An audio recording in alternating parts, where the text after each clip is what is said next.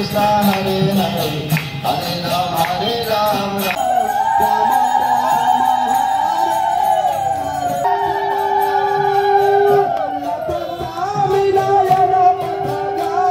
ভীষণ ভালো লাগছিল, মারাত্মকভাবে ভালো লাগা বলে না সেটা, যেখানেই দেখি মানে তার যেন রূপের ছটা সারাক্ষণ ছড়িয়ে পড়ছে। তো আজকে আমাদের দিনটা কিন্তু দারুণ কাটলো, খুব ভালো কাটলো, খুব ভালো কাটলো।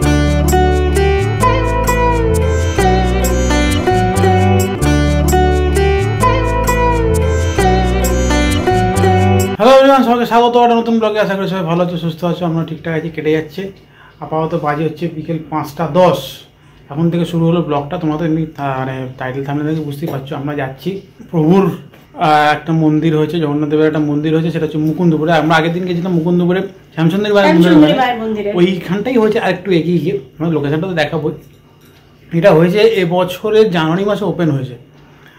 এক্স্যাক্টলি কি হয়েছে না হয়েছে সবকিছু ডিটেলস তোমাদের দেবো।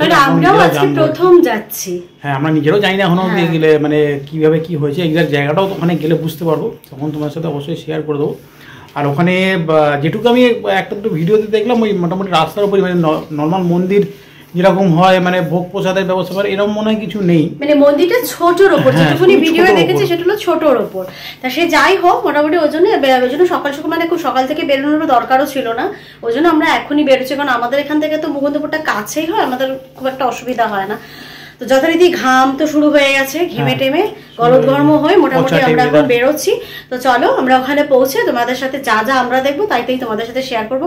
প্রভুকে যদি দর্শন করার সুযোগ থাকে তাহলে সেটাও মানে তোমাদেরকে দর্শন, মানে আমাদের নয়, তোমাদেরকে যদি দর্শন করার সুযোগ থাকে, মানে ক্যামেরা যদি অ্যালাউ থাকে তোমাদেরকেও দর্শন করা। কারণ 6:10 চলে এসেছি আমরা মুকুন্দপুর। আগের দিনের শ্যামসুন্দর মন্দিরে যাওয়ার জন্য সেম জায়গায়, তাও এখানে বলে দিতে ওরা ওই ব্লগটা দেখো তাদের জন্য। এটা আমরা আসলাম এদিক থেকে, এই রাস্তাটা আসছে গড়িয়ার দিক থেকে, আর এই রাস্তা আসছে হচ্ছে রুবির দিক থেকে। হ্যাঁ, তোমরা যারা রুবির দিক থেকে রুবি থেকে এসে মুকুন্দপুরে এই স্টপেজে নামতে পারো। হ্যাঁ, মানে অটোতে যা আসতে পারো, রুবি থেকে যে অটোগুলো যাচ্ছে বাঘাযতীন স্টেশনের দিকে সেই অটোতে করে নেমে এখানে নামতে পারো। আবার বাসে আসলে এই মুকুন্দপুর স্টপেজে নামতে হবে। যারা ওই দিক থেকে আছে গড়িয়ার দিক থেকে তারা মুকুন্দপুর নেমে যেতে হবে এইদিকে, এদিকে দেবীশেঠি হসপিটাল, সেই রাস্তাটা আমি এক্সাক্ট লোকেশনটা গেলে বুঝতে পারবো। আমি যত জানি যে মুকুন্দপুর বাজারের কাছে, এটা তোমাদের গিয়ে একবার দেখাচ্ছি। আর এটা যেটা বলা, এটা হচ্ছে মেট্রো, এটা অরিজিনাল মেট্রো, যেটা কিন্তু শনি রোববার চলে না, আর সোম থেকে শুক্র চলে, তাও 20 মিনিট গ্যাপে। এবং তার জন্য আসতে হবে আগে কবি সুভাষ থেকে আসতে হবে হচ্ছে এখানে যতীন্দ্রনাথ, যেটা বেরোচ্ছে মেট্রো ক্যাশ অ্যান্ড ক্যারির সামনে। মেট্রো আসাটা কিন্তু একটু ঝামেলা, তার থেকে কিন্তু বাসে বা অটো আসাটা বেটার। যে কোনো বাসে রুবি চলে আসতে পারে, সেখান থেকে অটো করে মুকুন্দপুর, বা যে বাসগুলো ডাইরেক্ট মুকুন্দপুর আছে সেগুলো তো আসতেই পারে। চলো কত এই রাস্তায় যাবো, আমরা ওপরে হেঁটে হেঁটেই যাচ্ছি এক্সাক্ট লোকেশনটা বোঝার জন্য। আরও এমনিতে এখান থেকে অটো আছে, এক্সাক্ট মানে দূরত্বটা কতটা অটো নেওয়ার মতো না হেঁটে চলে যাবো সেটা হচ্ছে ব্যাপার। হেঁটে যাই তাহলে বুঝতে পারবো, তোমাদের সাথে শেয়ার করবো। আপাতত এই রাস্তা দিয়ে সোজা হাঁটা দেবীশেঠি হসপিটাল ক্রস করে মুকুন্দপুর বাজার পরে সেখানটায় যাবো। আমরা মনে মাথা থেকে হেঁটে এলাম, এটা হচ্ছে ফার্স্ট ক্রসিংটা। দেখো এই একটা ক্লক টাওয়ার মতো রয়েছে, এই রাস্তাটা আবার চলে গেছে এদিক দিয়ে মেডিকেল দিকে, এই রাস্তাটা এদিকে চলে গেছে, এটা এদিকেটা হচ্ছে মুকুন্দপুর বাজার। আমরা এদিকে ফেলে আসলাম হচ্ছে তোমার আরেনটাগো, এই যে মোড়টা পড়ছে এটা 4 মাথা গোছর, এই যে ক্লক টাওয়ারটাকে একটা ল্যান্ডমার্ক করতে পারে, এখান থেকে আর ডান দিকে যেতে হবে এই দিকটাতে। আরেনটাগর হসপিটালে গেট নাম্বার 2টা ক্রস করে রাস্তাটা বাদিকে বেঁকেছে, বাদিকে বেঁকে একটু আমি এগিয়েছে, দেখো এখানে দেখতে পাবে মুকুন্দপুর বাজার। হ্যাঁ, এই যে রাস্তাটা এদিকে এগিয়ে গেছে, এই রাস্তাটা দিয়ে গিয়ে মন্দির, এটা একটা ল্যান্ডমার্ক হিসেবে তোমাদের দেখালাম মুকুন্দপুর বাজার। হ্যাঁ, এখান থেকে আরও এগোতে হবে সোজা এইদিকে। ফাইনালি অনেক ঘুরে ঘাড়ে তারপর আমরা পেয়েছি এই রাস্তাটা যে সোজা এলাম, মানে যেটা তোমাদের দেখালাম মুকুন্দপুর বাজার, সেই রাস্তায় সোজা এসে এই যে মুকুন্দ ভবন। হ্যাঁ, এখান থেকে এগিয়ে এই যে রাস্তায় ঢুকেছে, এই রাস্তায় ঢুকে হচ্ছে প্রভুর মন্দির। হ্যাঁ, এইটার একটা ল্যান্ডমার্ক করতে পারে যে মুকুন্দ ভবন, মানে যে রাস্তাটা মুকুন্দপুর বাজার তোমাদের দেখালাম সোজা এসে একদম এখানে এসে ধাক্কা খাচ্ছে মুকুন্দ ভবন। তার থেকে ডান দিকে ঘুরলেই ঘুরে বাদিকে, ডান দিকে ঘুরে এক টুকরো উড়িষ্যায়। হ্যাঁ, ওই যে মন্দির দেখা যাচ্ছে, চলো ঘুরে গেছি প্রভুর মন্দির, এই আদলেই করা, দেখতেই পাচ্ছ।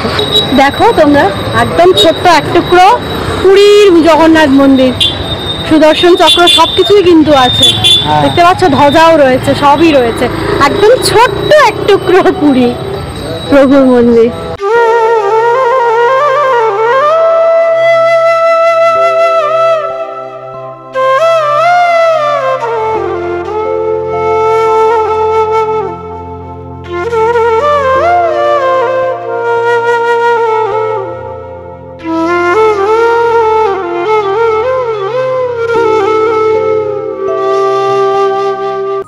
খোঁজাখুঁজির পর অবশেষে দেখা পেলাম প্রভুর মন্দিরে। দেখো একদম যেন এক টুকরো পুরী। এই হলো প্রভুর মন্দিরের ওঠার সিঁড়ি। মন্দিরের ঠিক পাশেই আছে কিন্তু জুতো রাখার জায়গা আর হাত ধোয়ার কল। উফ, উঠে প্রভুর কি সেই অপরূপ দর্শন! রূপের জ্যোতি যেন চারিদিকে ছড়িয়ে পড়ছে। কি যে অসাধারণ লাগছে প্রভুকে দেখতে, চোখ তো ফেরানোই যাচ্ছে না। মন্দিরটি কিন্তু অসম্ভব সুন্দর করে সাজানো, পুরো পুরীর মন্দিরের আদলে। আর প্রতিটি কাজ কিন্তু খুব নিখুঁতভাবেই করা হয়েছে। আর এই মন্দির প্রতিষ্ঠিত হয় 31শে জানুয়ারি 2025-এ। সেবায় তার ভক্তবৃন্দদের উৎসর্গ করা হয়। তোমরা এই স্তম্ভটি একবার পড়ে নিতে পারো, দেখো পজ করে পড়ে নিতে পারবে, এখানে সবকিছুই লেখা আছে।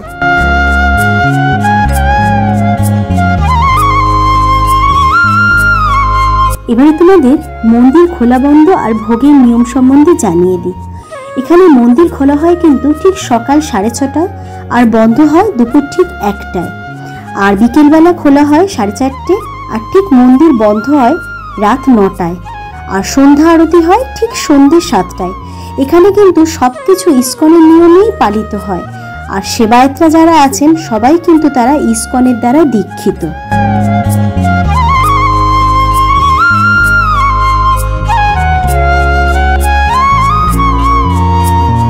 এবারে ভোগের নিয়মটা তোমাদের বলে দিই। এখানে কিন্তু ভোগ দুরকম ভাবে পাওয়া যায়। একটা ভোগ যেটা পাওয়া যায় দুপুর 1টা নাগাদ, তবে এই ভোগ পেতে গেলে তোমাদের একটু তাড়াতাড়ি আসতে হবে।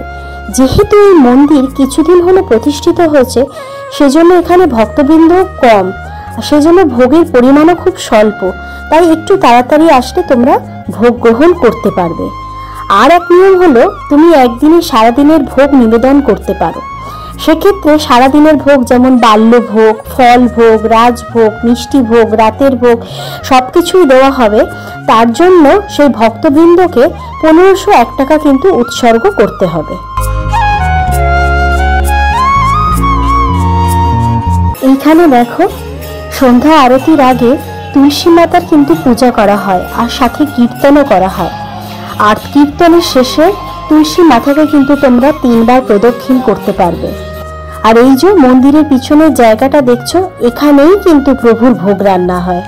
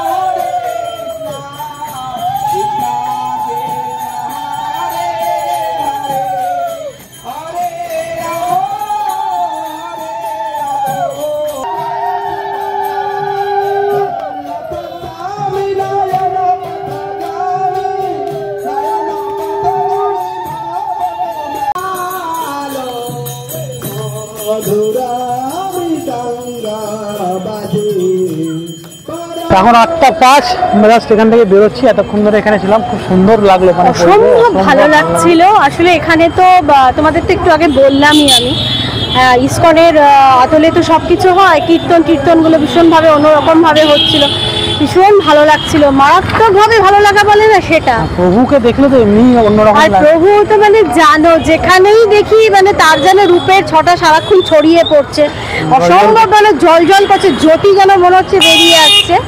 যারা মানে আসতে যেন ইচ্ছেই করে না, কিন্তু কিছু করার নেই, বাড়িটাতেও যেতে হবে। তো সেই জন্য মোটামুটি যাই হোক হয়ে গেছে আমাদের। আমরা এবার বেরোচ্ছি, যাচ্ছি। তোমাদের তো সবই বলে দিলাম, অসাধারণ। পারলে একবার কিন্তু এসে ঘুরে যাও। হ্যাঁ, যারা কাছাকাছি থাকো তারা হয়তো অনেকে জেনেছো, বা যারা জানো নি একবার ঘুরে যাও। আমি তো লোকেশনও বলে দিয়েছি, খুব ভালো লাগবে সত্যি টাইমটা আসলে। আর আসলে একটা কথা দেখো, পুরীর প্রভুকে তো আমরা এত কাছ থেকে কেউই দেখতে পারি না। আর মানে উনি দেখা দেওয়া মানে আমাদের ভাগ্যের ব্যাপার যে উনি আমাদের দেখা দিয়েছেন, এরকম একটা ব্যাপার। মানে হাজার চেষ্টা করলেও ঝট করে যাওয়াও যায় না, যতক্ষণ উনি না ডাকেন আমরা কেউই যেতে পারি না, এটা আমরা সবাই জানি। তো সেই জন্য উনি ওখানে না যেতে পারলে টুকুটাকুর যদি একটু দর্শন পাওয়ার ইচ্ছা হয়, আমাদের মনটাও তো ভরানোর ব্যাপার আছে। সেই জন্য এইসব জায়গায় আমরা আসতেই পারি। যাই হোক চলো এবার বাড়ির দিকে ফিরি। এখন ঢুকেছে একটা দোকানে, মিষ্টির দোকান, খাস্তা কচুরি। আমি আর অভি নিয়েছি খাস্তা কচুরি, আর মেয়ে নিয়েছে এটা কি ভেজ পাফ। এরকম খাচ্ছি, প্রচন্ড খিদে পেয়ে গেছে, সেই বিকেলবেলা এসেছিলাম তো, খেয়ে তারপর বাড়ির পথে রওনা। এখন প্রায় 10টা এসছি আমরা, বেশ কিছুক্ষণ এসে ভোগ টোক লাগানো ছিল, সেগুলো ভোগ হলো। লাগানো হলো আপাতত একটু এজো মাস্ট নিডেড চা। হ্যাঁ, এটা না হলে আর চলছিল না। আর জানো তো মানে বলছি না, বাইরের ওয়েদার আর আমাদের ঘরের ওয়েদারের মধ্যে না আকাশ পাতাল তফাৎ। যে ঘরে এলাম যেন মনে হচ্ছে কি আগুনের গোলার মধ্যে ঢুকে গেলাম। যাই হোক, বাদ দেওয়া সব বলে লাভ নেই।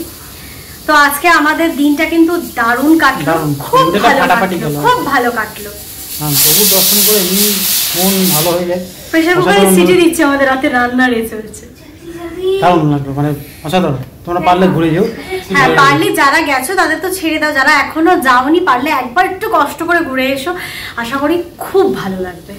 যাও, ব্লগটা এমনি থাকলো, যদি কিছু ভালো লেগে থাকলে অবশ্যই লাইক করে দিও। যারা পরিবার সদস্য হন অবশ্যই চ্যানেলটা সাবস্ক্রাইব করে পরিবার সদস্য হয়ে যাও। চলো আজকে মধ্যে এটুকুই, দেখা হবে নেক্সট ব্লগ তাড়াতাড়ি। সবাই ভালো থাকো, till then tata, good night. Good night, tata. Abhi পুরো কবিতা বলে।